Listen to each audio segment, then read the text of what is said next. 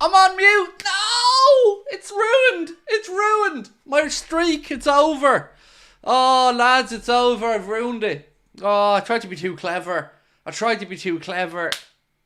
No. Sorry. Yeah, I got it. I was muted, but you're all very welcome along. What was that? Seven streams in a row? God damn it. My bad. Hands up. It's over. We might as well cancel the stream now. The fun's over. Now, look, in all seriousness, welcome in this evening. Thank you for being with us. I'm really frustrated over that one. I'm not going to lie. I was proud of that streak. But hey ho, we're back. We are live. Welcome in, and great to have you all with us. So look, we're going to go through some positive updates around the Alonso situation. We're going to talk about the injury situation at the club, look ahead to the game on Wednesday, and try and figure out how much exactly of an idiot I really am. The answer, quite a big idiot. I seen somebody in the comments, by the way, and I wanted to just address this, and I can't remember who it was, but somebody did say, I love that Craig face is always in the thumbnails. Does that help the algorithm? Honestly, have no idea. The reason I like the guys to put it on the thumbnail is because some people don't know me by name. Some people know me as Anfield Agenda, and I feel that if my face is on the thumbnail, it kind of gives people an idea of what way to expect the stream to be. Is it angry Craig, happy Craig, confused Craig? So yeah, I don't know if it helps the algorithm at all, but it helps, I guess recognition is probably what I'm going for. Johnny said, kiss me Craig, you beauty. Only on the lips, sir. Only in person. We don't do these virtual kisses. We like to get down in dirt. I don't know where I'm going with this. I'm backing myself into a corner here, bro, and can't get out of it. So, loads to get through. Where would we like to start tonight? Do you know what? Let's start off with a little shout out to our friends at Oosh, if I could be so kind. Tonight's stream, the Monday night streams, are always thanks to our friends at Oosh.com, the home of giveaways, whether it's cars, cash, tech, holidays, or of course the all-important Liverpool Football Club packages. Our friends at Oosh have got you covered. They've two draws I'd like to draw your attention to. The first one, they're giving away 1,500 instant prizes up to 150 grand in total for just €2.99. Now don't forget, you get 10% off with their code AA10.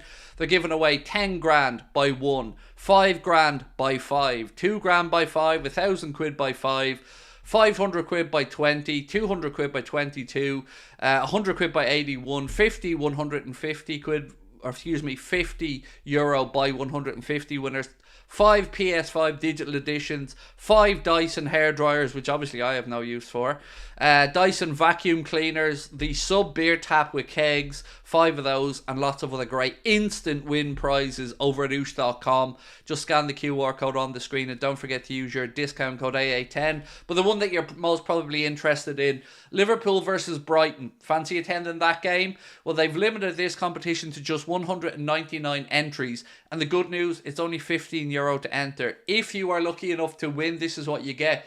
2 tickets to see Liverpool versus Brighton and Hove Albion at Anfield on the 30th of March. Both seated together in the Cop End. 1 night's accommodation at the Apart Hotel Adagio, Liverpool City Centre, with breakfast included. And of course, as usual, there's a €300 Ryanair voucher or the cash alternative if you don't need it. And all you need to do to enter is get yourselves over to Oosh by scanning the QR code on the screen and using our discount code AA10 to get 10% off this and any draw at Oosh. Right, injury news. Liverpool will be without Diogo Jota and Curtis Jones in the Carabao Cup final, and it remains to be seen whether Alisson will return before the international break. That's from Paul Joyce. Thank you, Gurleen, for that in the chat. Yeah, we mentioned that earlier on. I think if you look at it in the cold light of day, and let's look at the Alisson part first about that. We have the league game against Luton on Wednesday. Then we have a game against Nottingham Forest, the League Cup final against Chelsea, and an FA Cup tie against Southampton and Manchester City, all before the international break. So if he's not available for the game against Man City, it'll be a kick in the nuts. The rest of them, I think we can cope. Caoimhin Kelleher's an able deputy, but I'm not going to lie, I would be far more comfortable having Alisson available if possible for the game against Manchester City. I feel like we can get through the rest. Look, we could cope without him if Manchester City if needs be at a must, but, you know, I know Paul Joyce has said the race is on for him to be fit this side of the international break, but that's the one for me. That's the game. That's a potentially season-defining game where if we can have an Alisson available would be a big help. So, a little bit news now on the situation at Bayern Munich. And this is what tonight's stream title is about for those of you who are coming in and wondering. So, we always knew that Liverpool were favourites to get Alonso if and when he decides to depart Bayer Leverkusen. I also told you that I didn't believe for 1 second the news coming out of Bayern that Thomas Tuchel is safe and secure in his job or that he isn't going to be replaced. He will be replaced, but two things are possible. One, they sack him soon, and there is talk that it's a game-by-game situation. But they're already looking for the next manager, and I think they've admitted defeat.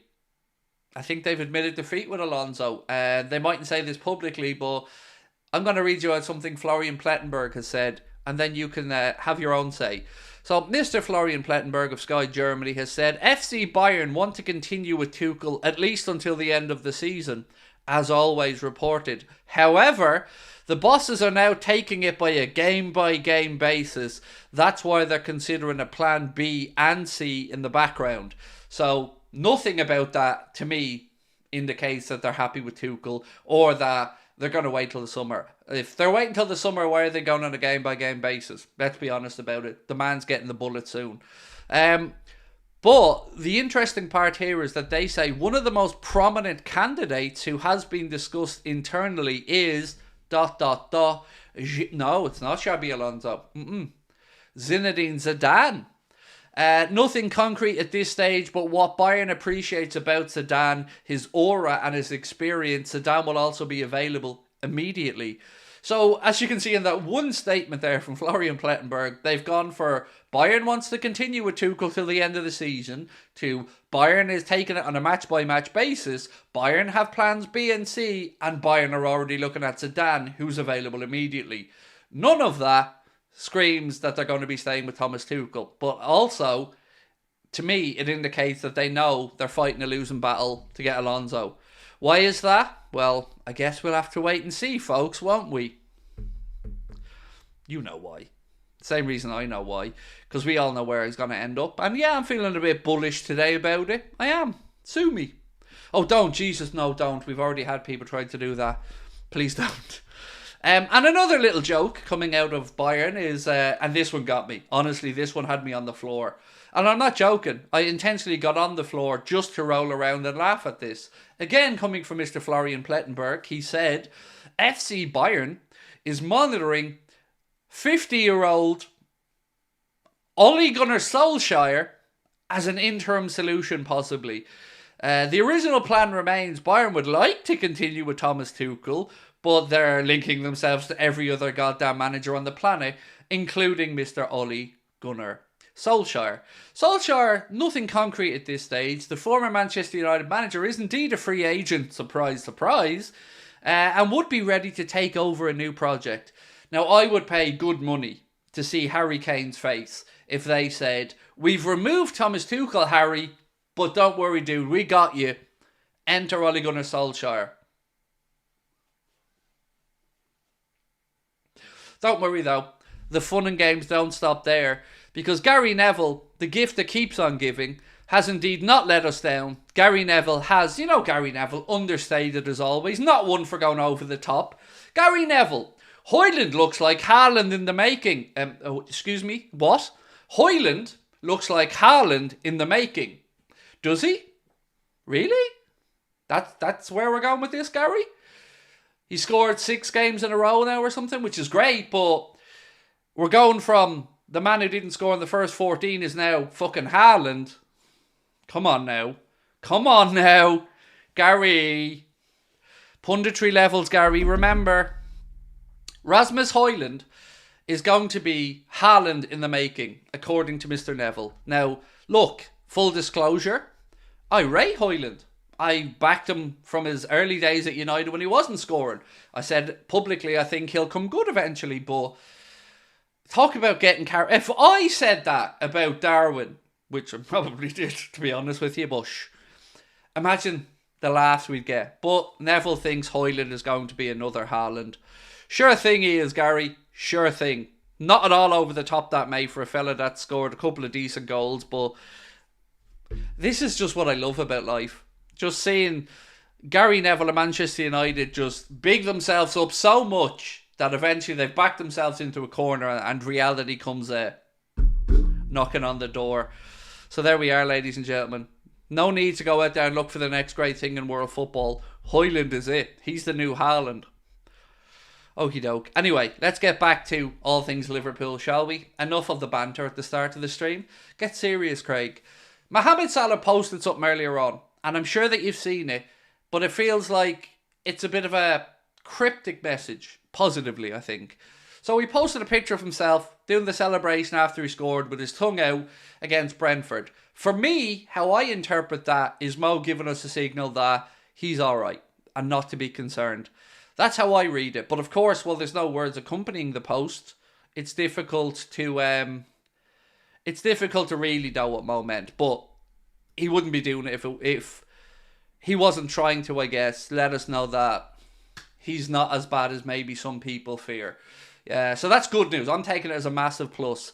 Whether that means he's available for the final or not, we'll wait and see. I hope so. I've done my preview, which went out earlier on, and I don't think we'll see Mo starting against Luton Town. And by the way, Echo, I know you're a fine publication and all, but when you're putting out your bits and pieces, lads, somebody needs to read it, because they did a piece that said Liverpool play Brentford at Anfield on Wednesday.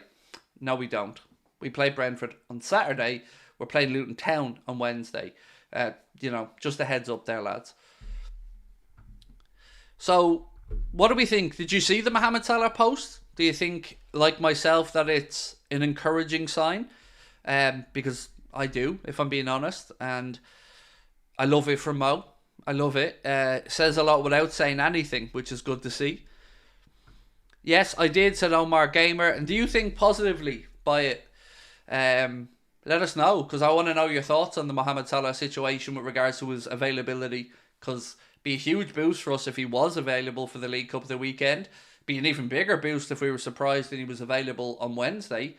That would be great as well. But look, I'm just glad that Mo's posted that image, because it's certainly not a bad sign, if you ask me. And look, whilst there's no words with it, it is difficult to comprehend exactly what the man means, but it's a positive post, and that's how I'm taking it.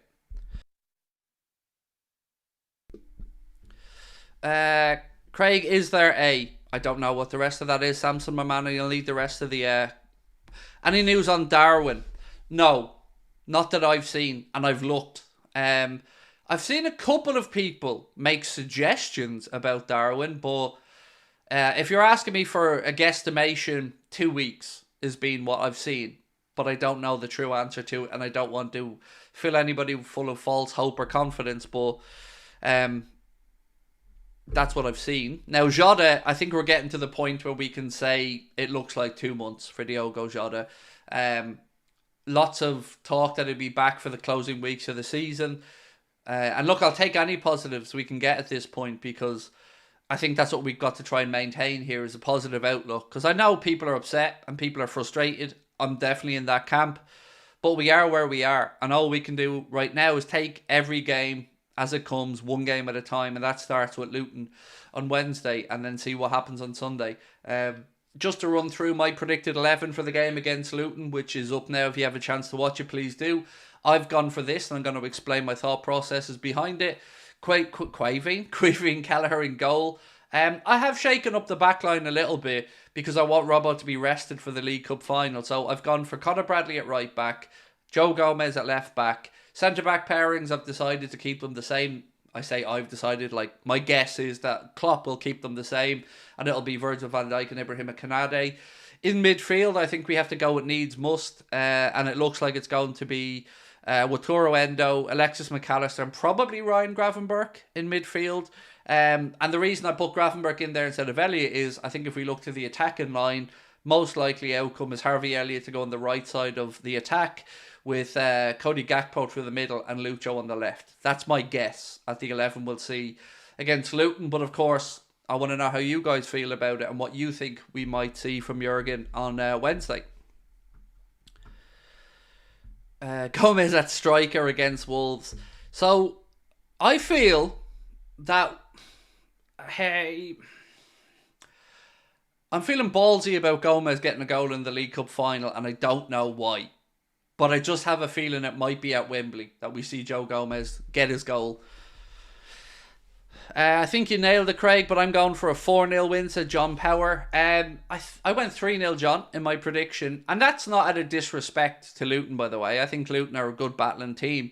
But I also think that fixture against Manchester United will have taken a lot out of those Luton players' legs, because they worked very, very hard in that game. Actually, listen to an interview with Tom Lockyer, their former captain.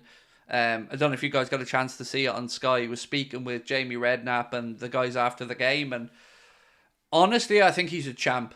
An absolute champ of a man. To see the grace at which he's handled the situation about his heart, to hear him speaking so openly and candidly about what it felt like in the moment, and to even admit that he hasn't processed all of what's happened yet. He's a remarkable fella, and honestly wish him nothing but the best.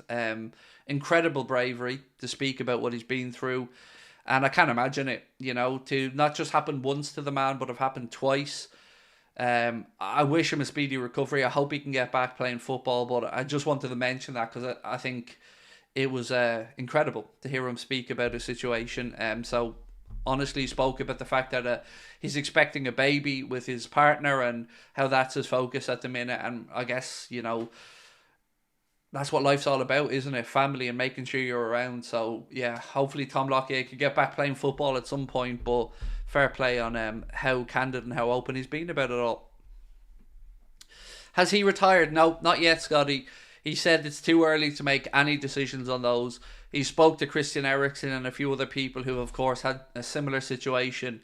And I think he's hopeful to get back playing football in the future, but no definitive decision's been made yet, because I'm sure he's still undergoing a lot of tests and stuff like that. But the most important thing is he's there. He'll be there for the birth of his child, and he's healthy and he's with us. And that's great. If he can get back playing football, I'm sure the football world will be all the better for it. But, I guess raising awareness of these things is important as well, right? And well done to everybody concerned with it, because it's good that we get these good outcomes. It's good that football is learning from what we've seen happen in recent years. And we've seen Christian Eriksen get back to play. We've seen Daley Blind get back to play. And fingers crossed we get to see Tom get back playing as well. Any word on Bajcetic? No, actually. Do you know, I read an article on The Echo, and I don't want to say it was clickbait, but it was kind of bullshit. So they said Liverpool injury updates and return dates for players. And I went through the whole list, and one person had a return date, and that was Trent, and that was early March. The rest of it, unknown, which I'm fine about, but don't write the article intimating that you have updates when you're just stating the bleeding obvious. So no, I don't know about Bajcetic, other than what we've seen, that he was at the AXA training facility last week and this week. So fingers crossed we see Stefan back soon. But honestly, tomorrow is probably where, unless there's some stuff going to come out late tonight in the embargoed part of the media, but Jurgen's press conference, I think, is scheduled for 1:30 tomorrow, and I guess the gaffer will probably have some more answers for us. Craig, look at the LFC transfer room post. So I'm not on Twitter, so I can't look, but feel free to let me know what they've said, if there's any updates you want me to read out or anything. There's something here that said Virgil van Dijk and Ibrahim Konate have the best aerial duel success rate in the Premier League this season. Virgil van Dijk has won 83% of his aerial duels, where Ibu at 73%. So that's one bit of positivity. For those asking about Mohamed Salah, we don't know what the story is with Mo, but he has posted a picture of himself celebrating his goal against Brentford, looking happy. And I asked the guys at the start of the stream what they think that means. I've asked Connor, of course, what he thinks it means. And I think the general consensus is that he's letting us know that he's going to be okay. That's what I take from it. But whilst there's no words accompanying it, of course it is a little bit cryptic. But I don't see why he'd post it if he had negative news. So I hope that Mohamed Salah is available for Sunday. I'm sure he'll be doing everything possible to be available for Sunday. But I wouldn't expect him to be involved from the start anyway on Tuesday or Wednesday unless, I don't know, unless something drastic happens and he's feeling fine. But that's my take on that situation. What parameters would have to be met for you to say we will win the league? Really good question. One I've asked myself quite a lot. So I want to know a couple of things. So I want to know how we fare after the Man City game. So if we beat Luton, we beat Nottingham Forest, and we get to the Manchester City game in good shape. If we draw with City, I'm not going to be at a point where I'm going to say I think we win the league. If we beat City and, we keep an eye on what happens then between Arsenal and Manchester City in their game that'll be coming up the week after at the Etihad. I think it's the week after. It's close enough to it anyway. I think I need to know the results of those games. If we beat Manchester City at Anfield, I think that's where I say I think Liverpool win the league. That's my reading of it in my own mind. Points will be dropped by everybody. But for us, we went through the fixtures earlier on, and I'm happy to run through them all again, by the way, if you guys want, because I have them to hand. And it looks to me like we have not a favourable run in, but not the hardest of the three teams. So again, looking at this really quickly, Liverpool's tricky games are Manchester City at home. I don't count Everton away as a difficult game, to be honest with you. Then Manchester United away, Spurs at home, and Villa away. So I think we've got 4 difficult games there, and Brighton thrown in as well. Maybe 5. And I think the fact that Manchester City is at Anfield, Brighton is at Anfield, and Villa is at Anfield means that second last game against Aston Villa away could be a tricky one, but I'd hope to have the league wrapped up at that point if things go to plan. Looking at Manchester City's fixtures, well, they've got quite a difficult run of games coming up, to be honest. They've got Brentford on Tuesday, then Bournemouth away. Should get through those games. But then Manchester United at home, Liverpool away, Brighton away, Arsenal at home, Villa at home, all in a row in the league. If they can come through those games unscathed, best of luck to them. I can't see it happening. I can see them beating United at the Etihad. I think the worst case scenario, we draw with them at Anfield, but I can't see us being beaten unless there's something massive that happens in the game, like a red card or something. Look at our history against them at Anfield since Guardiola's come in. The only time they've beaten us in the league at Anfield is during the COVID time where there was no fans in the stadium.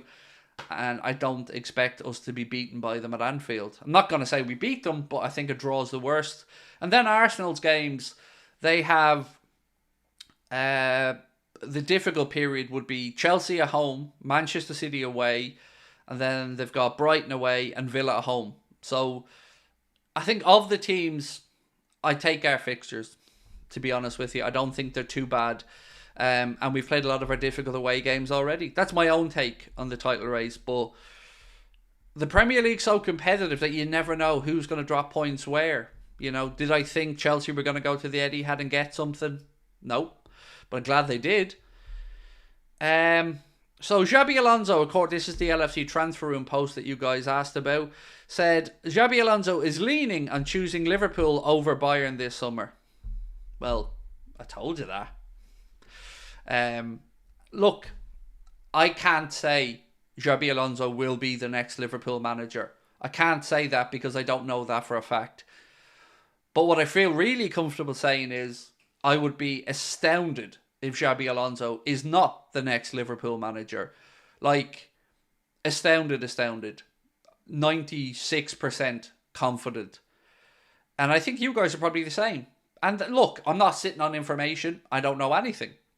I'm just gauging common sense, fan reaction, the news about Bayern looking at other people, even Barcelona. They're looking at De Zerbi, Flick is learning Spanish. So I think everybody realises he's coming to Liverpool if he leaves Leverkusen. And then you look at the West Ham situation about Tim Steiten. His brother has come in there as a head of scouting now, but Tim Steiten is letting it be known that he's unhappy with the situation at West Ham, and that he feels like he's been somewhat undermined there. I'm paraphrasing reports that have gone out, but I feel like it's been set up now. Whether it's Tim Steiten that comes in as a sporting director, whether it's Rolf from Leverkusen that comes in with Xabi Alonso, I'm feeling really bullish at this point that Xabi Alonso will be the next Liverpool manager.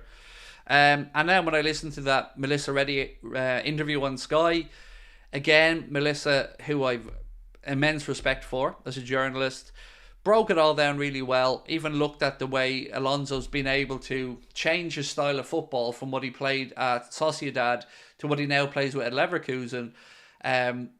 It just makes me feel like the club know. Now, of course, the club need to go through all the procedures, be respectful to Leverkusen, all the other stuff that we have to talk about. But, I mean, I've not seen anybody of any note rule out the idea of Alonso coming to Liverpool. I feels like we have to play this game where, yeah, we pretend everyone's respectful of Leverkusen and all this stuff, but ultimately, I think he becomes the next Liverpool manager after he wins the Bundesliga, and it looks like he's going to win the Bundesliga. 8 points clear now, unbeaten in 32 games so far in all competitions this season.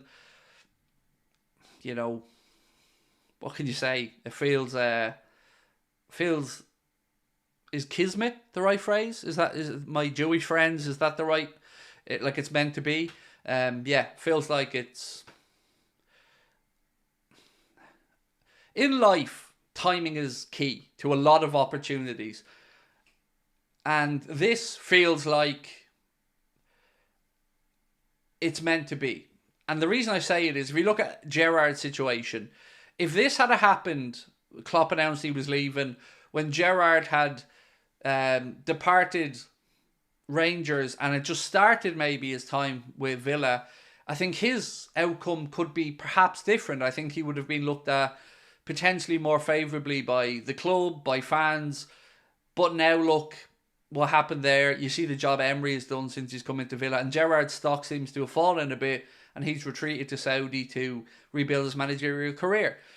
Then you look at what's happening with Alonso, and remember, when he took over Bayer Leverkusen, I think, if my memory's right, they had some lowly amount of points and were like 16th or 17th in actually, I think I have the league table here. So 1 second. Yeah, here it is. So, One Football posted, it's easy to forget that when Xabi Alonso took over, Bayer Leverkusen were 17th in the Bundesliga, having played 8 games and just had 5 points at the time. Fast forward to the following season, Bayer Leverkusen played 22 games and sit top of the Bundesliga with 58 points. That's a remarkable turnaround. So I know people are concerned about his lack of managerial experience at the top level, but sometimes you just know a superstar when you see one. Like Haaland when he was at Salzburg. Everybody knew he'd make the jump to the top levels of European football. Think about this in the same way as a manager. It is as close to being perfect as we can hope for in this situation, in my humble opinion. Taking over Bayern now is crazy. The downside is big, said Torsten. I agree, Torsten. I think it would just feel strange. Like if I put myself in Alonso's shoes and I said, right, you're managing Bayer Leverkusen, you're about to gazump Bayern and win the Bundesliga for the first time ever with Leverkusen, and you're still in Europe, you've topped your Europa League group, why would I look at FC Bayern and think that the next logical move in my career is to go to the team that I've just outdone and give them another league title? The payoff doesn't feel right. Whereas, I've said this before, if you come to Liverpool and win a league title or a Champions League, you're a god. And Xabi is that guy, in my opinion. I think he is as best as we could hope for, having found out we're losing Jurgen Klopp. And when you hear our manager speak so fondly and passionately about the attributes of Xabi Alonso, you know, I know he's got short managerial experience compared to some of the other candidates that'll be mentioned, but this isn't another Brendan Rodgers situation. This is a guy who is just born for this role, who has cultivated his pathway to learn from coaches like Ancelotti, Pep Guardiola, Jose Mourinho, Rafael Benitez, and has always looked towards his managerial career and what that looks like. And you heard the Marseille president as well speaking about the fact that he tried to poach him to come to Marseille, and that even he at that point knew that Xabi had clubs he wanted to manage: Liverpool, Bayern, Real. Real Madrid's job isn't up. Bayern Munich's is going to be up, but again, it feels like the best step in his career now is Liverpool for everyone. So yeah, that's what I think will happen. Craig, is the game live Wednesday night against Luton? So the honest answer, I haven't checked. I'll be able to broadcast it because I'll be using Spanish DAZN one way or the other. But I don't know off the top of my head, mate, because it's a Champions League night, so I don't know if they're allowed to broadcast the game in England. It's a 7:30 kickoff, so people are saying it's not live in the UK. So yeah, I think again we'll probably have to be creative about how we get to watch it. I haven't even checked the Spanish DAZN account yet to see if it is going to be on it, but I imagine it will. If not, I'll find a way. Craig, I feel like there's a chance City drop points tomorrow. Vissa could be back properly. He brings a lot more pace with him, and Tony on the counter. They can damage City like Chelsea did. So I think City are going to give a reaction tomorrow against Brentford. And I would be concerned if I was Brentford. I think City can hit them for 4 or 5, in all honesty. I think Haaland's going to want to prove a point. And I think Pep Guardiola will get into that Manchester City team and tell them to put out a reminder that they're not going to just give up their title. So I personally, I think they're going to give Brentford a bit of a whooping, but somewhat the damage has been done. You know, they've blinked, as I like to say, in this title race. We blinked at the Emirates. Now they've blinked against Chelsea. And I think, look, I'm praying for a good referee appointment for the game against Manchester City at Anfield, and for a good VAR appointment, and no bullshit around it, no nonsense. And do you know what we spoke about Mark Clattenburg's role at Nottingham Forest actually when we were speaking about referees, and my initial instinct was I didn't understand the role. See, Gary Neville wasn't very positive about the idea of it either, and even Dermot Gallagher was saying, like, what is he going to tell them that they aren't already being told? Or as Gary Neville said, the fans inside the ground couldn't tell them. Yes, you should have had a penalty, but employing Mark Clattenburg, I don't understand what they expect to gain from that. It feels a bit grubby to me. I'm not accusing Mark Clattenburg and Nottingham Forest of anything, but I can't help but feel it just feels like a move where you're trying to win favour to bring in a former referee. I don't see the benefit of it, but I hope it's not something that becomes the norm, because I'm sick of referees having such an impact on the game. They're there to referee it and just implement the laws of the game. These days it feels like they're getting way too much power for my liking. I just don't feel comfortable with it. It feels like the removal of or the implementation of VAR has only sent football backwards, where there's more conversations than ever because we're all on this pathway or this quest for perfection, which is not attainable in a game where decisions aren't black or white. It's always going to have subjectivity. And I feel like this quest for perfection is only making us more angry. Right, some more news. Spoke about that. Bear with me, folks. Manchester City. Don't worry, I'm not going to go on the rant you think I'm going to go on. But it has been made official that Istanbul Başakşehir have become the latest side to join the City Football Group, which now has Manchester City, Girona, Troyes, Palermo, Istanbul Başakşehir, Lommel SK, FC Baja, or Bahia, excuse me, in Brazil, New York City FC, Melbourne City FC, Yokohama, and Montevideo City Torque, who are a Uruguayan outfit. They now have 1, 2, 3, 4, 5, 6, 7, 8, 9, 10, 11 clubs under the City Football Club banner. You might say, so what? But what I think about is, again, the growing power and presence and influence of Manchester City's money, tentacles, and outreach in football. I think, again, it's laying the groundwork for normalising what Manchester City have done and desensitising the rest of football and us to them, and to make out like they are this established powerhouse of a club. I think it's... I think they're trying to make it more fucking difficult for themselves to be punished. That's my view of this, but that is just one man's opinion. Craig, I thought Premier League rules were that owners couldn't own another football club. No, the rules as I'm understanding them are that you can't have a certain ownership stake or above in another club when they play each other in European competition. That's my understanding of it, but the only ones that realistically there will probably maybe come unstuck for City are the Girona situation, you know. If they get into the Champions League, I don't know what that means. There was talk that Girona may not be able to participate in the Champions League, but like everything else, I'm sure City have looked at some legal loophole, making out like they don't own X amount of the club or whatever it is. Let's say it's 25%, that's the allowed amount.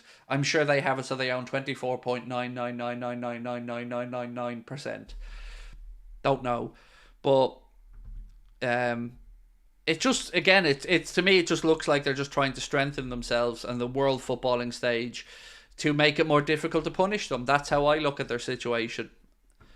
And the longer this drags on and the more desensitised the football and public are to it, we'll just either give up or feel like City are now too established to do anything about it. And that's what, for my 2 cents, what all this delaying tactics and shit is about. That's my reading of it.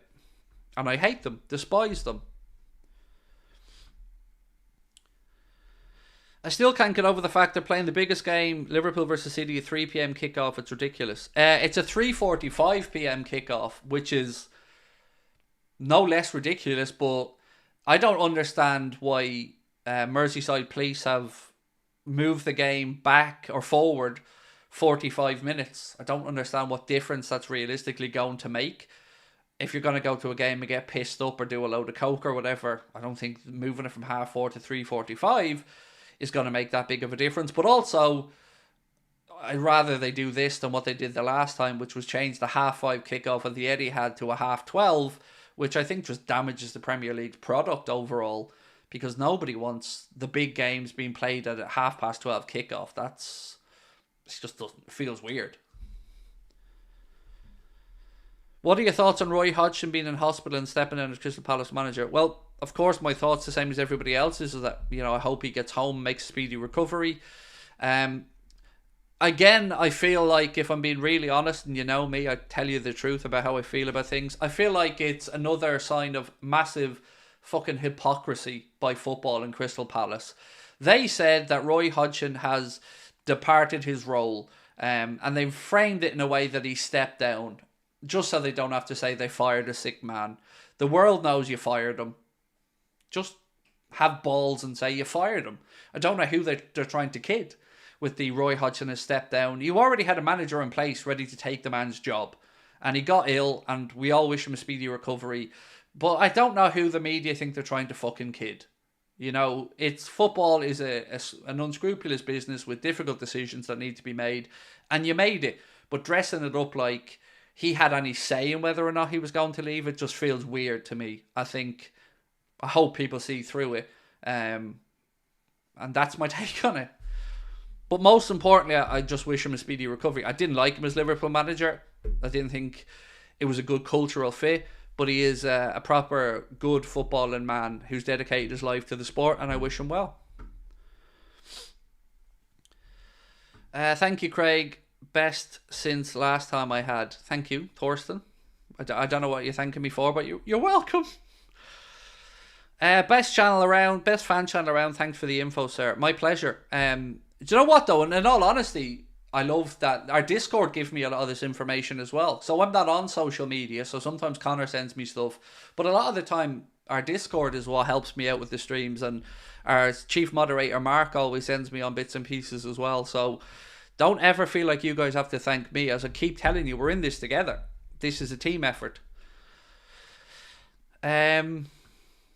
Roy deserved some dignity, said Malcolm. I get it, but I don't know who they're trying to fool, Malcolm, is my point here. Like, you're 100% correct, Roy deserved dignity, but I don't think doing this has fooled anybody into thinking that he wasn't getting fired. I don't think... For me, it doesn't make it any better or worse. I just feel like it's more pure hypocrisy from football clubs. When is Trent and Alisson back? So they believe Trent will be back early March, was what I read on the Echo. Alisson, I think Paul Joy said, faces a battle to be fit before the international break. Again, I'm paraphrasing somewhat, but that's where we're at with Alisson. Look, I hope if we can get him back for the Manchester City game, that'll be a huge boost. But I guess you got to understand that maybe if he doesn't play that game, there's a 2-week break then for internationals, which will give him even more scope and time to recover. So, you know, you don't want to rush anybody back too soon, especially with what's happened with Szoboszlai and Trent. So yeah, I don't know what the best outcome will be. But if I remember correctly, the last time Alisson had a hamstring injury, I think it was only 2 weeks before he was back. But I am working off memory on that, so I'm open to be corrected. Good night, Sahil. Thank you for being with us. I hope he... Kerry said, bless Roy, I hope he retires now for his own sake and his health. His football legacy is way bigger than Palace. Absolutely. He's had an incredible career and managed some really big players like R9, as mentioned in the chat as well. But yeah, look, your health is your wealth, so fingers crossed he's at home with his family and enjoying his life. What's up with Darwin? It's so hard to find out an answer to that question at the minute, and truth is I don't know.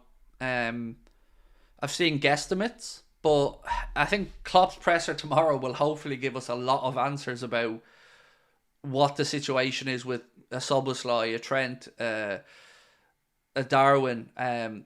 Jones, it seems like the prognosis is pretty good. Perceived wisdom is about a week for Curtis Jones. Maybe at a push he could be available for the League Cup final, but you know, either way I was expecting worse than a week or two, so that's not too bad. Jota we spoke about, they think could be back for the last few weeks of the season, and you got to feel for Diogo because he's had an incredible last couple of months and certainly would have been a really, really, really important part for the run-in for us, but we'll get to know our Europa League opponents on Friday. Those two ties will be sandwiched either side of our game against Manchester City. The good news in the Europa League draw is because we won our group, we will be drawn and we will be at home in the second leg of the last 16. So we'll wait and see who we get drawn against. It can't be Bayer Leverkusen or anybody else that won the Europa League group. It'll be one of the teams that come through the playoff round. And the second legs of those are being played this week. Chris Bascom said there won't be a few weeks. Yeah, that's what I'm saying. No definitive yet, but that's the one that confuses me and worries me the most, to be fair. No surprise that Mohamed Salah had cramps or whatever. I can understand that, but the Darwin one kind of just felt like the real kick in the nuts because it didn't even show any indication during the first half that he was struggling, but I guess the club are erring on the side of caution. It's I don't know. I'm trying to stay positive, and I hope the fans do as well, because right now is a time where I think Verge and Klopp and the rest of those boys will need to be developing a bit of a siege mentality and You know, it feels like anything that can go wrong at the minute is going wrong, but somehow we're still standing and fighting our way through, and that's to the lads' immense credit. Will Szoboszlai play on Sunday? I don't think so. Admir, no. No, I don't think so. What do you think that your channel AA is worth money terms? What do I think it's worth in money terms? No idea. You said 250k. It's worth more than that. That much I feel comfortable saying. What would I don't know, because I don't think I'd sell it, and I don't think Connor would sell it. So I don't know what it's worth in monetary terms. I mean, for me to even consider selling it, I don't think I would. Like, obviously, if somebody threw down a ridiculous number, you never know. But to me, it's too much of an important part of my life to consider a cash number for it. If you wanted me to try and value it, well, like any other channel, it's worth nothing without me. You know, it's like saying the United stand without goal. It's not worth anything without Mark in there. That's, you know, it's his persona that drives the channel. So if I stayed involved and someone wanted to buy it, £500,000, maybe more. But I don't know. I hope I never have to find out, because I don't want to find out. We have had offers of investment before that would have valued us at north of the number I just mentioned. I do laugh though at some of the oaks. You know, you Google what is somebody's net worth. I've seen ones that range from 5 to 10 million for mine. I don't know where the fuck it is, because I've not seen anywhere near that type of money. Craig, yes, I agreed with everything you said about people like Thogden and Rory Jennings. Only issue I have is that you call out those two for the crap praise the Irish guy when he's worse.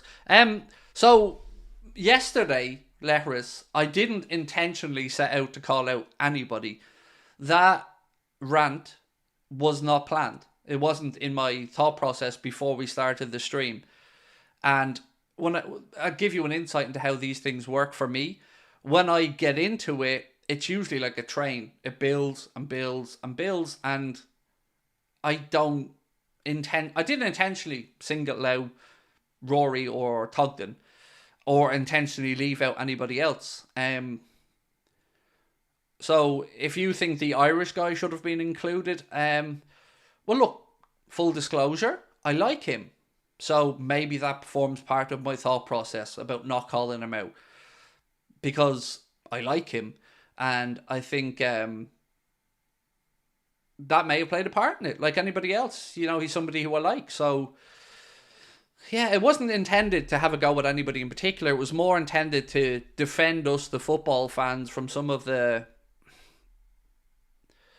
stupid opinions of not just other content creators, but the media. I think we, the footballing public, are too often treated like idiots. That's where I was trying to go with it. That's the honest answer. Do you think Liverpool have a good chance to win the Champions League next season if we get Alonso? Yeah, of course. We're always going to be a threat in the Champions League if we're in it. You can't lie about pedigree. We have it. And yeah, I think we'll be competitive in the Champions League next year, regardless of who the manager is. Lechler said, I understand that, Craig. I'm sure Michael's a nice person, but his opinions are the worst I've ever heard. Look, you're entitled to your own opinions as well, mate. And as I said, I tried to explain myself as best as I could. And I all I can tell you is, I didn't set out yesterday to single out any particular person. I didn't even set out to have a rant. It just kind of happened.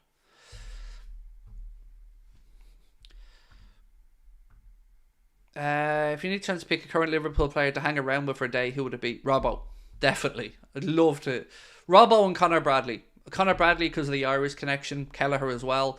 But I think Robbo would be the one I'd like to have a sit-down chat with, because he looks like great fun.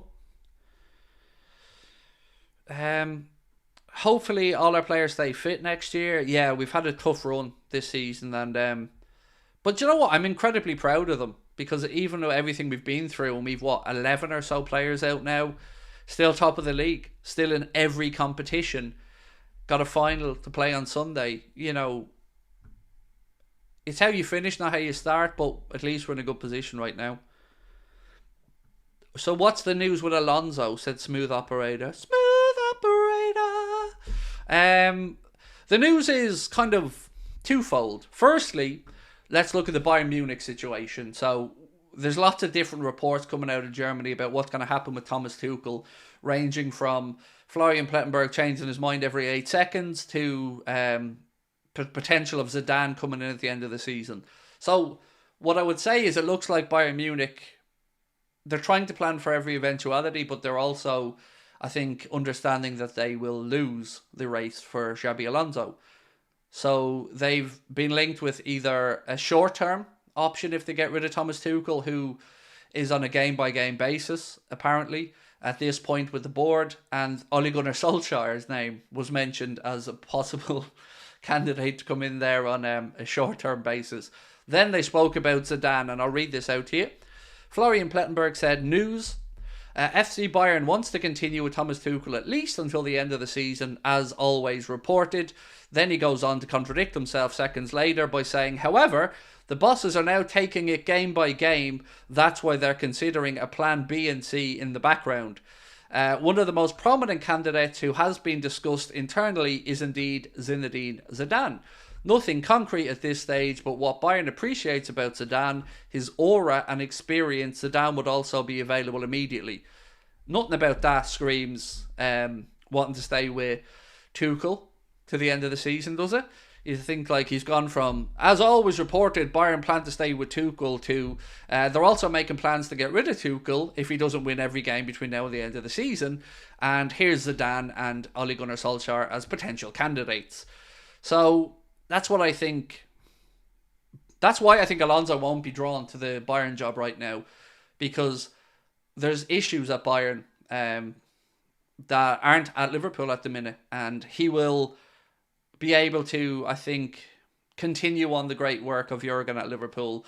I'm sure a sporting director that he can work with hand in hand will be part of the process.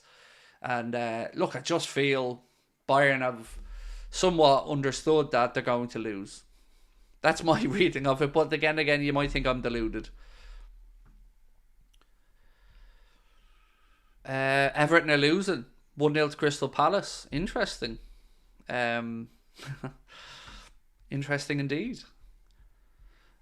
Any news on the the Everton situation? Because wasn't that supposed to be this week that their the outcome of their appeal was supposed to be talked about this week? I haven't seen the answer yet, but I'm sure we'll probably find out over the coming days.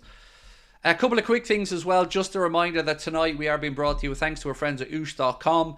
And if you want to enter into a great competition for a chance to win tickets to Liverpool versus Brighton, this is what you have to do. Get yourself over to oosh.com by scanning the QR code on the screen or going just Googling Oosh. Use our discount code AA10 to get 10% off. And for €13.50 for you guys with our discount code, you could be in with a competition with just 199 people for 2 tickets to see Liverpool versus Brighton and Hove Albion at Anfield on the 30th of March, both seated together in the Kop, 1 night's accommodation at the Apart Hotel Adagio, Liverpool City Centre, with breakfast included, and €300 in Ryanair vouchers or the cash alternative for your entry of €15 minus your 10%, so €13.50, and it is limited to just 199 entries, so do check that one out. The draw will be conducted on, when are they doing? 22nd of February on their official Facebook page at 10 p.m.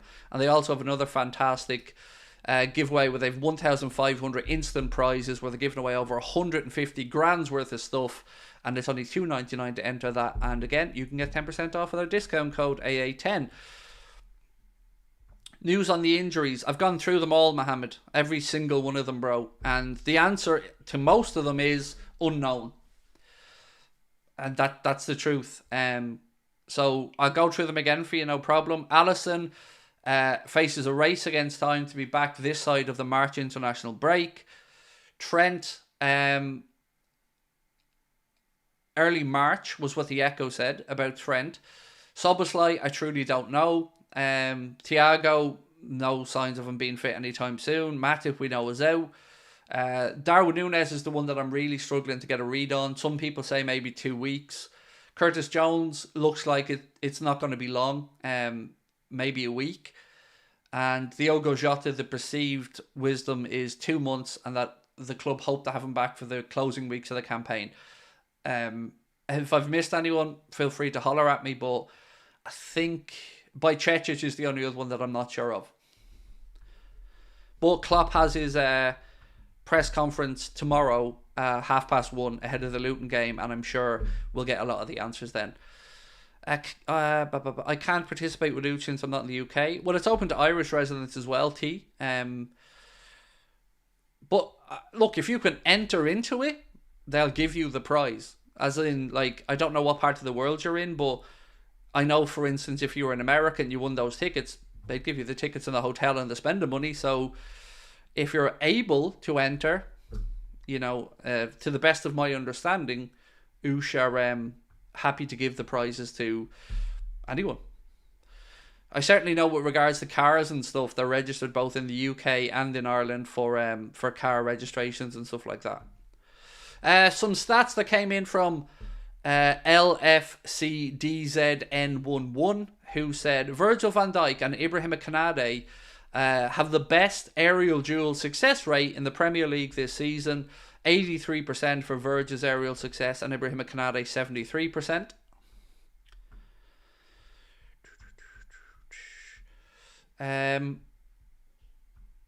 What's this one? So Paul Joyce, it remains to be seen whether Addison could return before the international break in mid-March. Anything Liverpool have said? Liverpool want to be respectful to Leverkusen, but it is 100% confirmed they want to go for Xabi Alonso.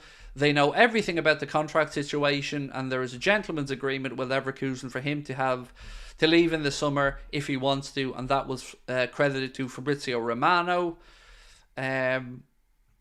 What else have we got? Yeah, this is interesting. So Melissa Reddy did an interview with Sky. It's on the app and the website if you get a chance to read it. But the part I find interesting is Alonso's change towards short passing. During his time at Real Sociedad's B team, they only played 40% of their passes as short passes, 43% medium passes, and 16.3% long passes. But when he moved to Bayer Leverkusen and moved to a more possession-based system, that changed a little bit. He's gone for 58% almost now short passes, 34% medium passes, and the remainder long. So you can see it's almost doubled the amount of short passes that he plays with Leverkusen against Sociedad. And the reason I bring that up is, I guess, to try and allay some of the fears of people who think that he might be just this one system manager that kind of got lucky at Leverkusen. He's able to adapt. He's shown that already from his time at Sociedad, where he even played, I think, a 4-3-3 system, to what he's doing now at Bayer Leverkusen, where he's a more possession-based system with less long balls, as an example. So yeah, great. It was a really good piece, and definitely one I would urge you to watch if you get a chance. I wish Erik ten Hag was your next manager, said Jensk. No, you have him, Jensk. Yeah, you have him. Enjoy. What front three would you start versus Luton and the final? So the Luton one I've put out already, Chris. My front three for that would be Elliott, Gakpo and Diaz. And for the final, just swap Elliott for Salah, because I don't see anybody else being back for the final. So for the final, Salah right, Gakpo centre, Diaz left, and for Luton, same but replace Salah with Elliott. That's my best guess. Are you on till 10 for the embargo stuff? I don't ever come into a stream with a time frame in mind. I kind of look at how many people are still watching. Well done on the likes tonight, by the way. Thank you. We're up to 450 likes already. Now, I'm not going to push for 1,000 streams in a row at night time. I think that's a bit too much for us today. But yeah, do hit the like button if you haven't done so. 5? Could we? Surely not. Whitehammer, thank you for your super chat, bro. Said, so Craig, have we any players left for the final? Yeah, sort of. Look, if Salah's back, that'll be a big boost, won't it? But God, it feels like fate's conspiring against us to give us every possible headache. But it is what it is. Look, at the best of times, the final's a coin flip, right? Even if everybody's fit and available, you don't know how they'll react. You don't know, what we'll have in store for us at Wembley. So, look, I think that's a coin flip. Honestly, I think it is. Depends which version of both of us show up, but I'm actually just more concerned about the league games at this point. I know that probably sounds wrong, but I just want us to get to that Manchester City game without dropping any more points. How am I this evening? I'm good, thank you, Migs. Tired. Still have some wheezing issues from that virus that I had that's still kind of lingering a bit, but yeah, I'm good. Thank you. All the better for being here with you. What's this embargo stuff? It'll just be the evening papers, mate. The stuff usually comes out 10:30, and I wonder if we'll get more information on the extent of some of the injuries before the presser tomorrow. Not necessarily guaranteeing that you're going to hear something about 10:30, but if there is something to be released, it's usually about that time. What's this one? Right, so this just got sent to me by Mark. Thank you, Mark. It's kind of important.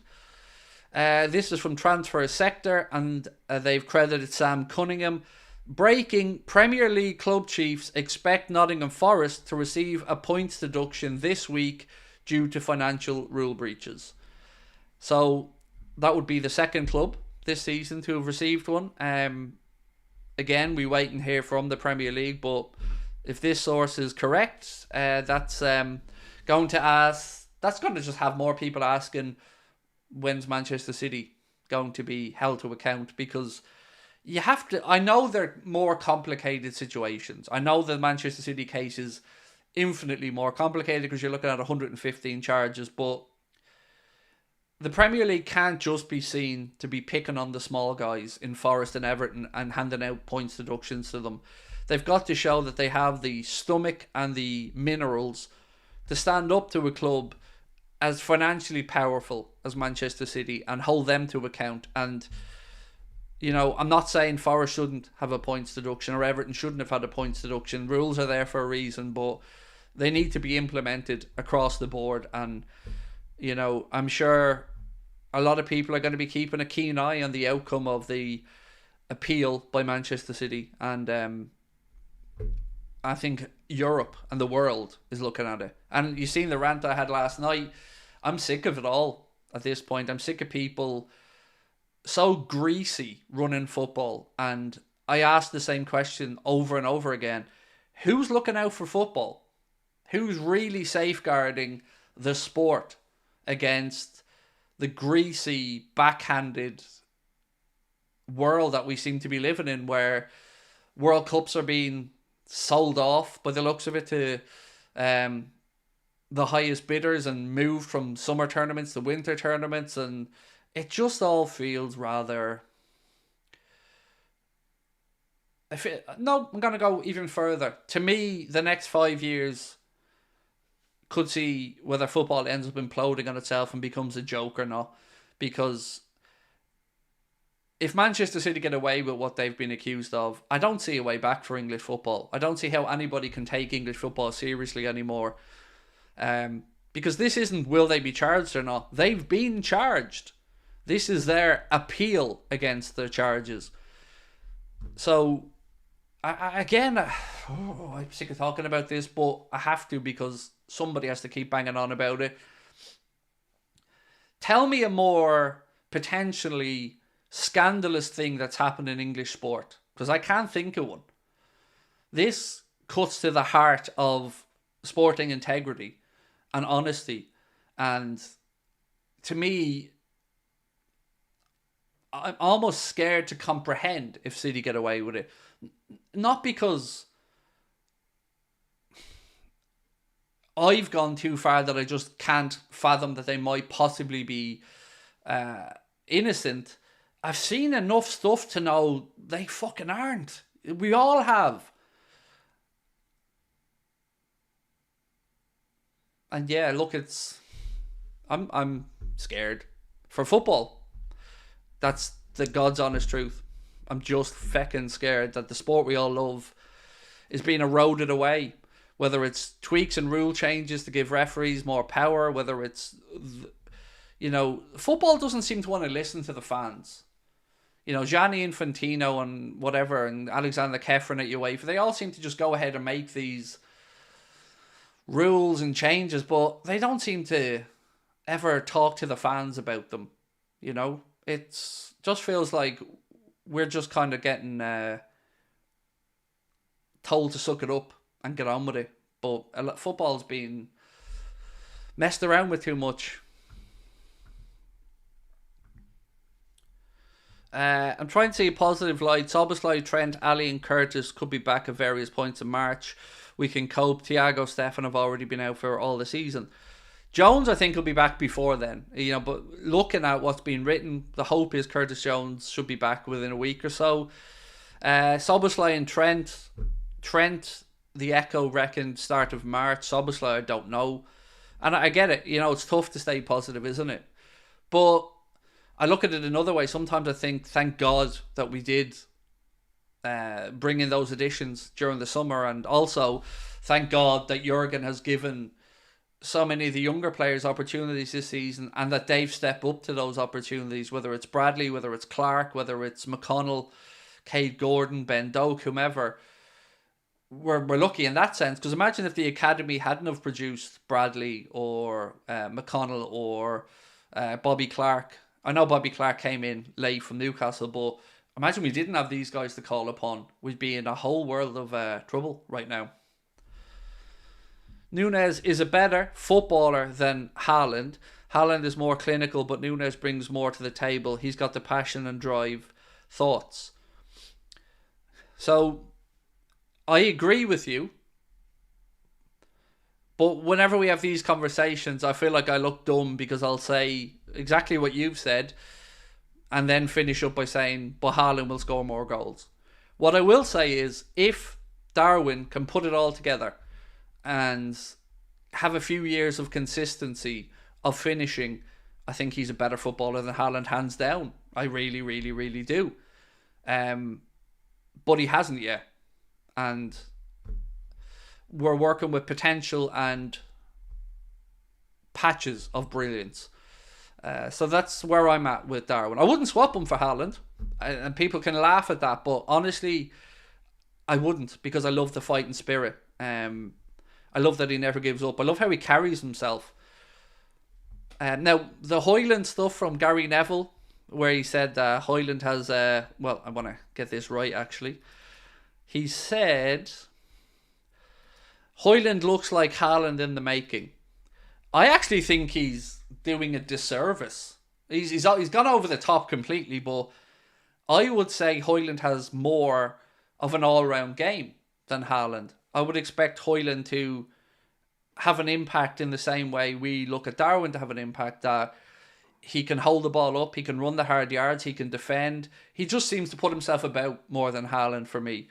And I don't know if he'll ever be as prolific as Haaland or not, but again, I would rather a Haaland and a Darwin for me. I don't like players that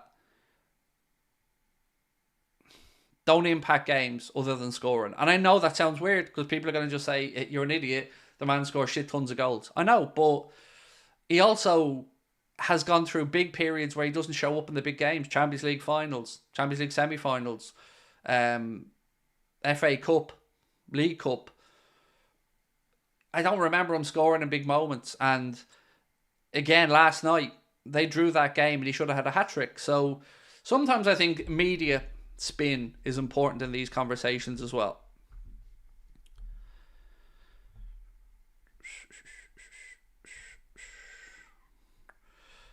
Haaland is the free player in any pressing team and excelled at Dortmund being that guy. He's a finisher. He's a poacher. But I don't know. I don't know what to say, because I know it's a tough conversation. Like, I'm not here to knock Haaland at all. You know, he's a great player, but I like our boy Darwin, and I can understand how United fans are excited by Højlund. Yeah, and I'm not being revisionist with Højlund. I said this about Højlund when he wasn't scoring at United. When people were laughing at them, I said, I see a player there that will come good. Haaland, I don't know.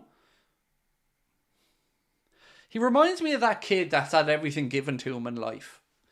You know, he has obviously physical talents and attributes, but I don't know how he's gonna. He doesn't strike me as a fighter. That's probably the best way I can speak about this. Højlund, Darwin, they strike me as fighters. Suarez, a fighter. Haaland strikes me as a bit of a sulking arsehole when things aren't going his way. You've seen him pushing the cameraman out of the way. You've seen the look on his face. You've already seen talk that maybe he's interested in going to Real Madrid. I feel like he has a lot to live up to.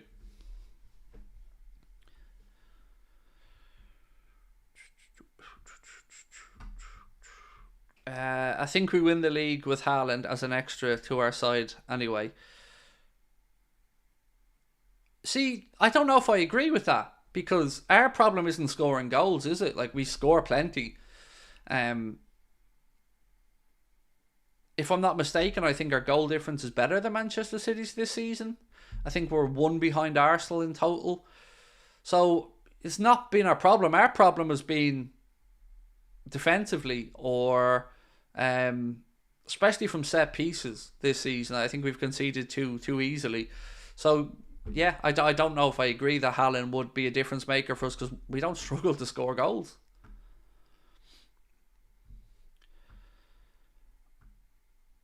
City bias in your way, Craig. He was Champions League top scorer at Salzburg.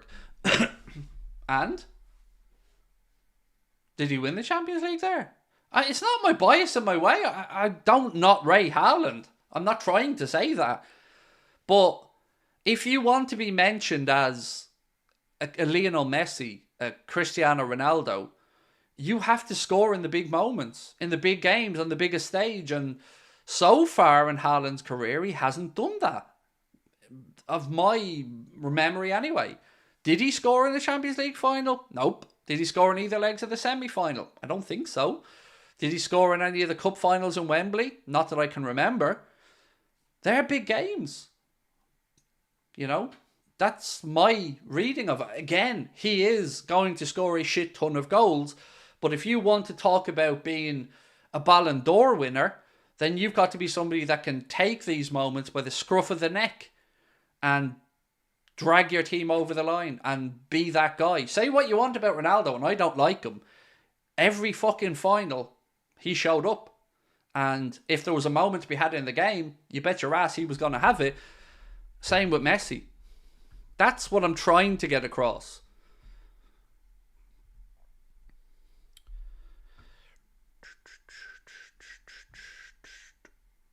Do you think Nunez is the best striker in the league? It depends what you want from a striker. The best striker in the league is probably Haaland, because he'll score the most goals. But the one I'd have in my team would be Darwin or Højlund, or even Ollie Watkins, because we can't afford to carry a player like other clubs can. Some clubs give a player a free roll or a free run. We can't afford that. We need everybody to be working and defending from the front. And that's why Darwin suits what we do.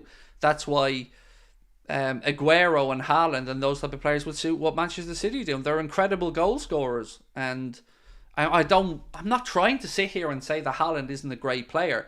I'm just saying I don't think I don't see him in that top bracket at the minute. Personally, until he delivers on a bigger stage constantly.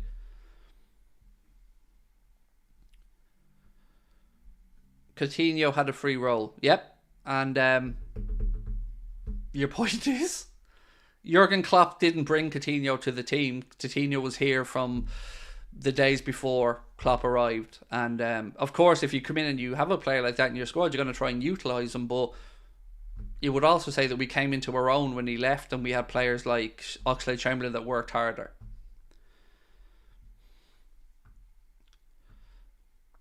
So would you say Nunez is your new favourite player? I've said that for ages, to be fair. Yes.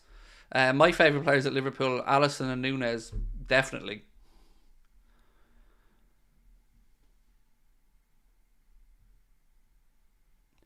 Salah hasn't scored in finals either. Did he not? Who took the penalty against Spurs? All the way.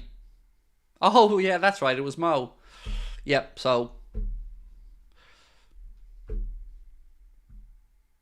And also, to be fair, you know, City have won a lot more trophies than we have in recent years, so.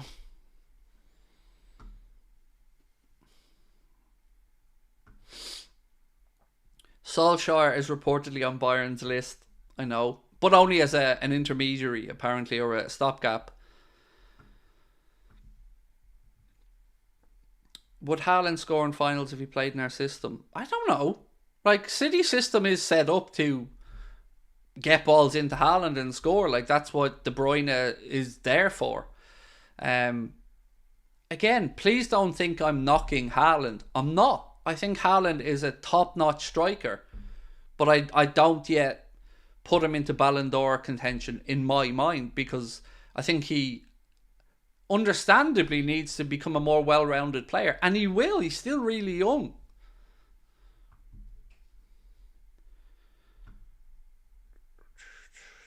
Haaland fulfills the role given to him, in my opinion, says Harvey that guy. If you watched him in Dortmund, he received the ball in the middle of the pitch and could dribble past players, lay the ball off. Yeah, in a weaker league. That's, again, please don't think I'm not saying that Haaland is a good footballer. He's an incredibly good footballer, but I don't think he's finished developing yet, nor should he be, because for a striker, he shouldn't come into his prime till about 26, 27.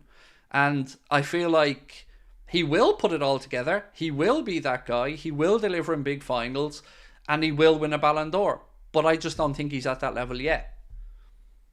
That's just my opinion. Again, please don't think I'm saying he's shit. I'm not.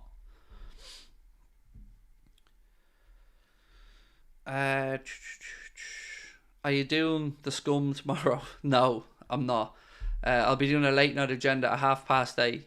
I can't bring myself to do any more Manchester City games. Look, I'm glad we did the one the other day because we got the result we'd all hoped for. But no, I'll be here with you guys at 8:30 tomorrow for a normal late night agenda. I'm going to stay on till just after 10 here, though, in case there's any embargoed stuff that we need to go over. And we're at 611 likes, so if you haven't hit the like button, please do. I think Haaland is one of those strikers who will slow down after an amazing season. He's already showing signs of slowing. He's still a good striker, though. Absolutely, he's a great striker. He'll score loads of goals, but some players are almost like flat track bullies, like a Lukaku as an example, where, and I think some of our players have been accused of this over the years as well, of being bullies and scoring against the weaker opposition.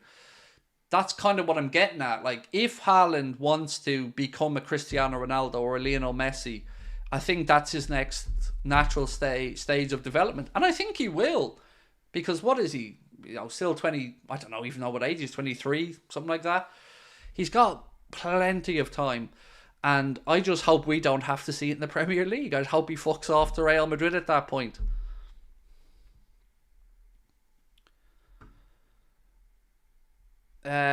Owen Hunt said, I will say this, I always thought Haaland looked close to a finished article coming out of Dortmund. I don't feel he peaks much above what he did at City last season. Last season, what can you say? Phenomenal. To come in and do what he done and score as many as he did. And remember, he was taken off in games last season where he probably could have had another 10 throughout the season. But this season, I know he's had an injury, but, let's say last season, he doesn't miss those two headers against Chelsea last season. He just doesn't. Now, I feel like this is a test for him, and I think he'll pass it. But he's in a moment at the minute where things that have naturally just fallen into place for him or happened to him because of his talent, now he has to have a little battle, a little psychological look within, and he'll learn from it. Again, not trying to knock the kid, just saying he's not the finished article yet for me. In my opinion, Julian Alvarez is a better player than Haaland. I would have him in my team ahead of Haaland every day of the week, in the way we play. I think Julian Alvarez is incredible. Love the kid. And I mentioned this when they signed him from River Plate. It would kind of go under the radar because of the Haaland signing, but I think Alvarez is an incredibly astute piece of business by Manchester City, and I really, really like him as a footballer. Carl said, do you think Klopp would have succeeded without Coutinho money and not had that money to spend? The owners hence really back Klopp. No, I don't. I think he would have continued to qualify for the Champions Leagues, but I don't think we'd be sitting here with a Premier League title if we didn't have the Coutinho money. I can't say we might not have won a Champions League because we have, even in our quest for league titles and failures over 30 years, we've won European Cups. And we were built better for those kind of knockout stage competitions with big nights at Anfield. But no, honestly, without Alisson and Van Dijk signings, which wouldn't have come without Coutinho money, no, I don't think Klopp would have won a league title, because that was key. Being able to win games 1-0, 2-0. That spine of the team defensively was the last piece of the jigsaw. So that's my take, but what do you guys think? If we hadn't got the Coutinho money, maybe a quick poll on this before we finish up, because I think it's a very interesting point Carl's raised.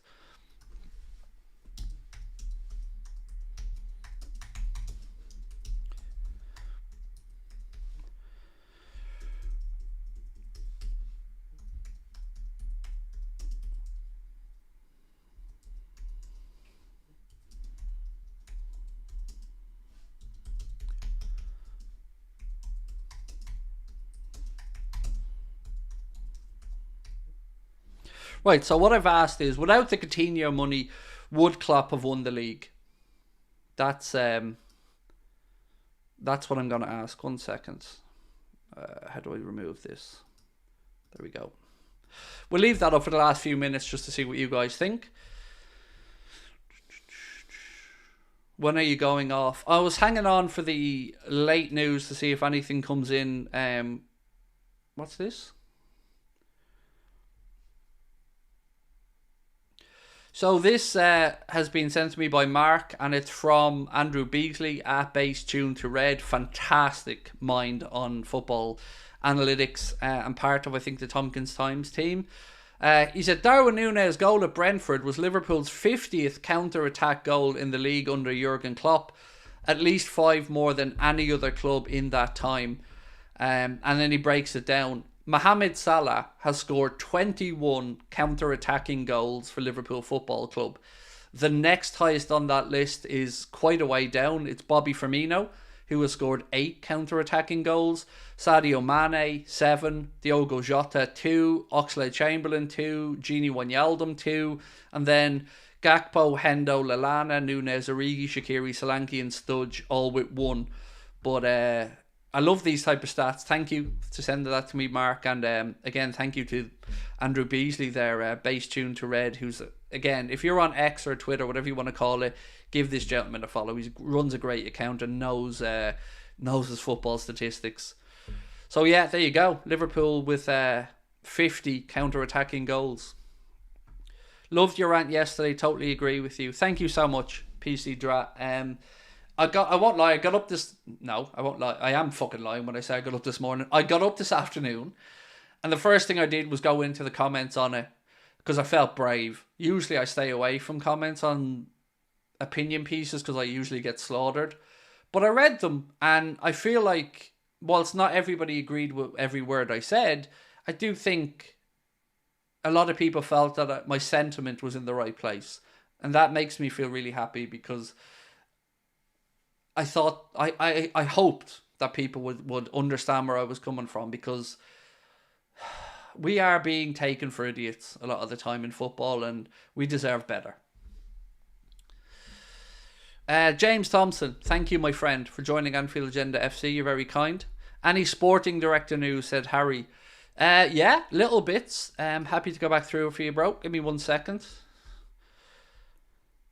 Okay, I'm scrolling back through the day here because lots of stuff has happened. Right, so 2 things today that have kind of happened around sporting directors. So we'll start off with this from The Athletic. Morris Steiten, a German scout and the brother of Tim Steiten, or Moritz Steiten, the German scout and brother of Tim Steiten, has joined West Ham as head of international scouting and recruitment. He was recommended for the job by his brother, the technical director, Tim Steiten. Now, that in itself doesn't really give us much information, but another piece that came out today said there is growing concern at West Ham that Tim Steiten could leave this summer. And this comes from Jacob Steinberg via Anfield Sector, who say sources believe he is frustrated with the way that West Ham operate and feels that he has not been given enough power. Now, coincidence that when Liverpool comes sniffing around, perhaps he's suddenly unhappy? I don't believe in coincidences, to be honest with you. Nor do I remember him saying no to the idea of becoming Liverpool sporting director recently. Spoke about being happy, contented, liking the league, all the other stuff, but didn't say no. So I think at this point, if I was guessing, and I am, him or the guy Simon Rolfe, that's already at Leverkusen, if either one of those gets appointed as our sporting director, I think that is the biggest clue yet as to the direction the club will go with regards to the manager. And on that, Fabrizio Romano, just to reaffirm or reconfirm in case people haven't seen this, Liverpool want to be respectful to Leverkusen, but it is, and all this is bold capitals, 100% confirmed that they want to go for Xabi Alonso. They know everything about the contract situation, and there's a gentleman's agreement with Leverkusen for him to leave in the summer if he wants to. So this is why I think the Bayern news today about looking at either Solskjaer as a short term or Zidane added to the Mourinho links, I think Bayer Leverkusen and Bayern Munich know that if indeed Xabi Alonso does depart, he's coming to Anfield. That's how I read this situation. The rest is all just noise at the minute.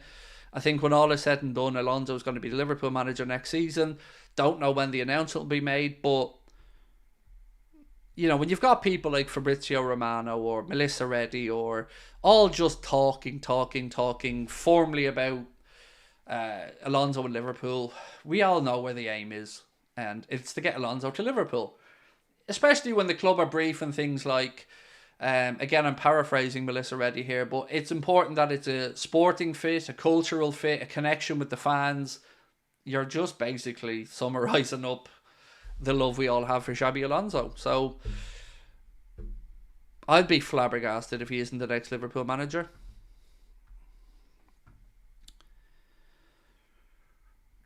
Would you agree that Lucho in the last few games has upped his game? 100%. I think I've mentioned it as well. It's great to see the fighting spirit, the release when he scored his goals, or when he's even been part of a build-up. Yeah, I've really enjoyed watching Lucho over the last few games. I feel like he's getting back to his best. And there was one point that hit me when we counter-attacked in the game against Brentford, and I just thought, yep, he's back and focused. And look, obviously with what happened with his family, you know, I can't imagine what that must have been like mentally to deal with. But now that his family are back and safe, and he seems settled, yeah, I'm very much enjoying watching Lucho. Craig, I was seeing Rodgers' name on socials. Yeah, look, he's shitting the bed at Celtic, in a 2-team league, where he was at 1 point 8 points clear, I think, and now is 2 points behind Rangers. The fuck is his name got to be realistically mentioned with Liverpool? Not a chance. Celtic don't want them. Celtic fans don't want them. No, thank you. You know, no, just no. Do you think Alonso will play similar to boring City? Don't know. And the reason I say I don't know is because you've already seen two stylistic changes from the way he played at Sociedad to the way he plays at Leverkusen. I would expect a more possession-based system, whichever one he deploys. We're a bit more direct with Jurgen. I think Alonso would like to control the tempo of the game with short, precise passing. But I think, I don't want to say it'll be like Guardiola because every manager will slightly tweak that, but I do think, yeah, certainly I would expect our possession stats to go up. Do I miss Coutinho? No, because the way that ended really left a sour taste in my mouth, but I won't pretend I didn't enjoy Coutinho when he was at Liverpool. I just wish he had have not did what he did to try and get out. I think his career would have gone a lot better. What's this? Florian Plettenberg again saying news regarding Alonso. The event of a mutual separation between Tuchel and Bayern in the summer at the latest possible scenario. Plan A, replacement for Bayern, in this case is Xabi Alonso. Yeah, tough shit. Especially since Alonso has already been identified as the desired top candidate for a possible replacement of Tuchel. However, Alonso shows no signs of leaving Liverpool. Slip from me. Shows no signs of leaving Leverkusen at the moment and focuses on the unique opportunity to win the treble. In addition to Bayern, Liverpool has also have him in mind as a successor to Jurgen Klopp. Bayern is informed about Liverpool's interests. Yeah, Bayern can just hold a big dirty L. Look, it doesn't make sense for Alonso to go to FC Hollywood when they're a bit of a mess. Come to Liverpool where things are all tickety-boo and Guardiola will be pissing off in a year or two or when City get relegated. And Xabi Alonso can have his own dynasty at Liverpool, being idolised by the cop, playing great football, turning Darwin Nunez into an absolute world beater, and Bayern can enjoy Oliver Zidane. That's... look, I'm going to defend our side. That's what I'm going to say here. Spanish media are always bigging up their own clubs and blowing smoke up Real Madrid and Barcelona's arse. German pundits are always going to big up German football, so fuck them. I'm going to back English football. I'm going to back our club. Liverpool are a more attractive proposition and a better fit for Xabi Alonso, and no amount of fanciful wishful thinking from the Bavarians will change that. That's my opinion. I'm going to keep plucking away on our side, and let's not let them make out like it isn't a top job. That is, it's more appealing than the Bayern job. His heartstrings are going to be pulled more than the Bayern job. And I'm not letting anybody tell me otherwise. Why do you think Nunez struggled last season? I don't think he struggled last season. Look back to his first season and compare it with Mane or Luis Suarez first season. Similar numbers. And I think we'll both agree they turned out to be pretty good. So I don't think he struggled last season. I just think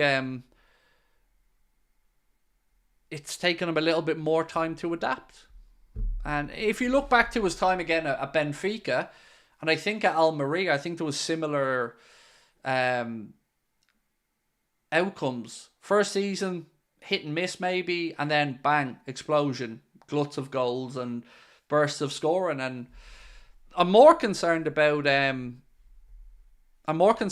this potential for injuries, because there does seem to be a lot of soft tissue injuries, and I guess when you're as explosive as he is, maybe they're more common.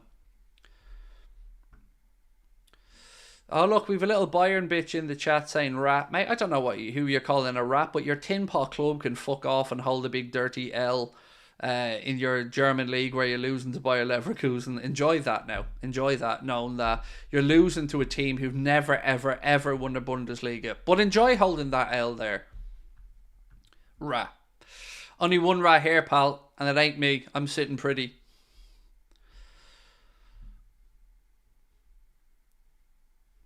He didn't struggle. He was just compared too much with Haaland as they arrived in the same season. Yeah, I don't think he struggled at all either. I think maybe expectations were a little bit overhyped.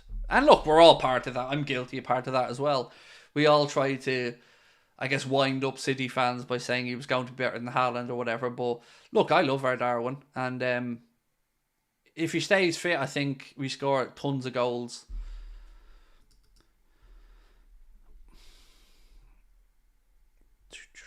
Lee sent me a message going, nah, I sent the rats on a raid to your channel. Whoopsies, Lee.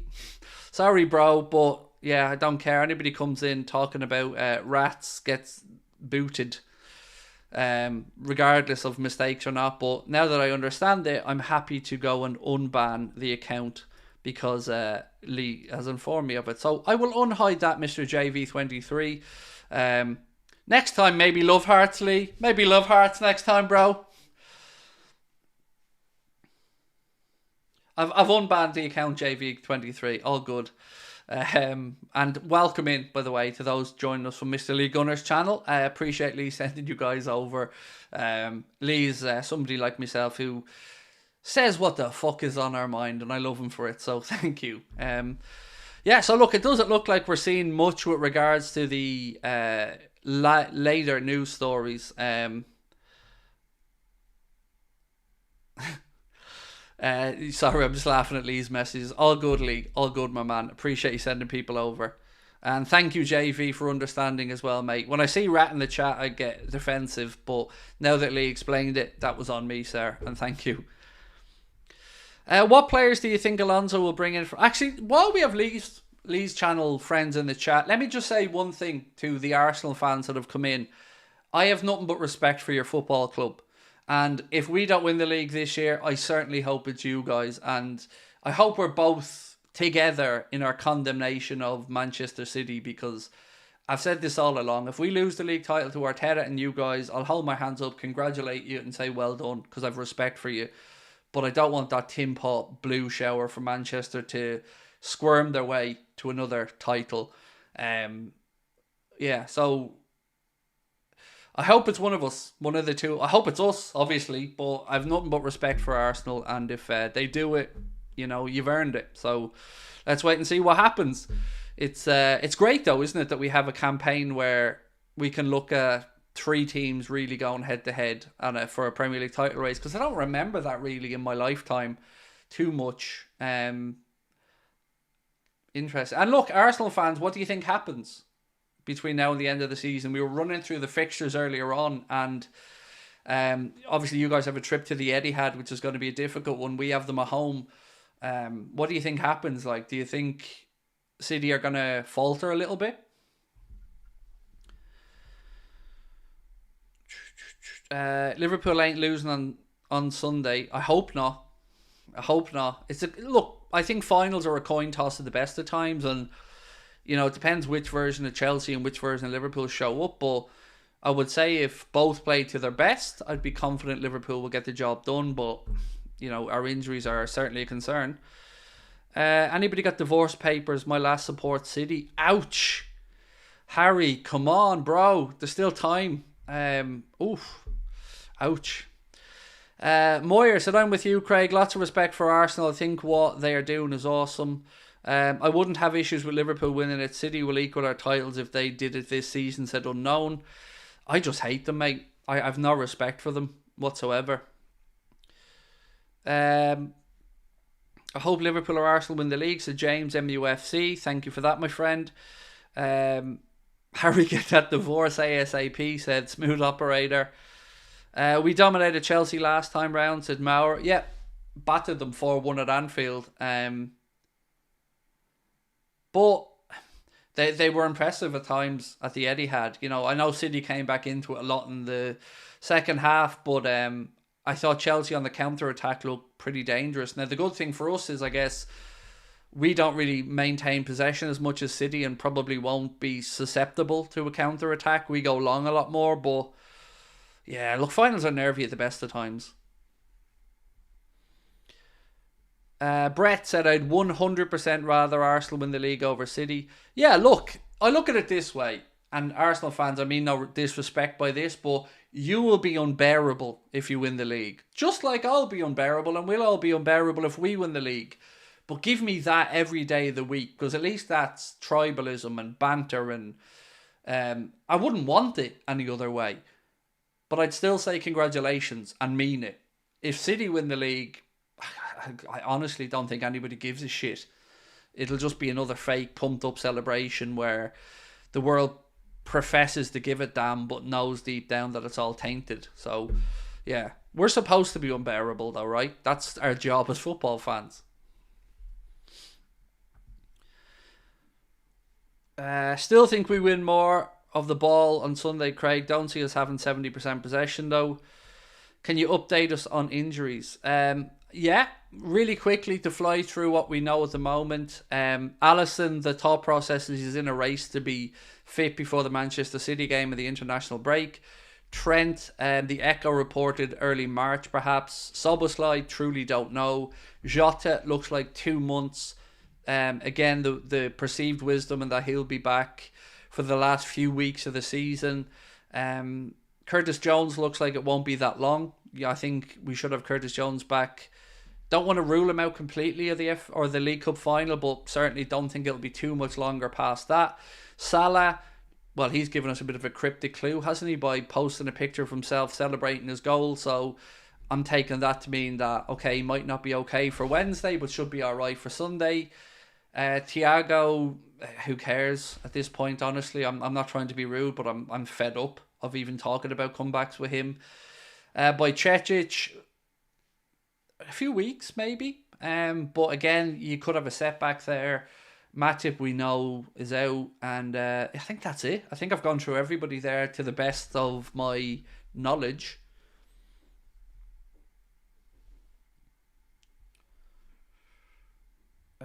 Melissa Reddy on Sky. LFC are taking a statistical and emotional approach to the managerial appointment. Alonso has shown tactical flexibility at the clubs he's coached. That piece, Harry, from Melissa Reddy, sorry, there was another guy in the interview with her. I just don't know who his name is, but that piece on Sky, I would say definitely worth a watch if you get a chance. Melissa runs through some statistics about the differences from Alonso's style of football at Sociedad, where he played, was it a lot more or a lot less long passes? I think it was a lot more long passes at Sociedad. One sec, I'm just getting the stats up here. Yeah, so at Sociedad he played about 40% of his team's passes were shorter passes, about 43% medium. But when he went to Bayer Leverkusen, that number changed to 57.6% short passing with 34% medium passing. So you can see not only was the system different from his time at Sociedad, but again, the type of football and the way that they look to attack was slightly different, having a propensity for shorter passes at Leverkusen.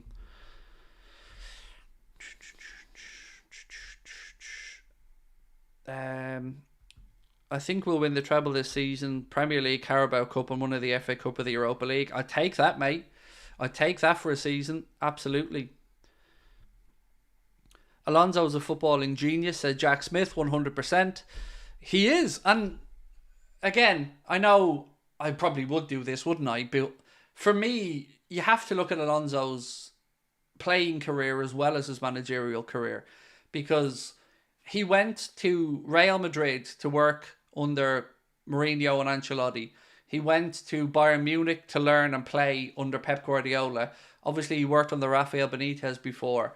That's no accident. The man was setting himself up to learn from the best and take that and put his own twist on it in his own coaching philosophy. And his footballing brain it's there for all to see. He's an extremely articulate, accomplished man, and I think he has everything needed to excel at Liverpool or any top club. Again, just confirmation here from Fabrizio Romano that Liverpool 100% want to go for Alonso as the next manager. Who do you think the front three on Wednesday will be? I'm happy to give you my predicted 11. I recorded the preview, it went out earlier on, but my 11 would be Kelleher in goal, Conor Bradley at right back.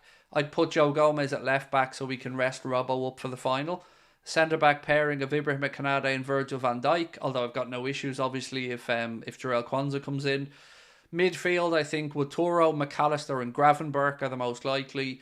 Up top, I don't see Mohamed Salah playing, or at least starting, so I think Harvey Elliott maybe right side of attack, Cody Gakpo to the centre, and Lucho on the left. That's my best guess. 727 likes, 200 and what have we got left? 273 to go to get to 1,000.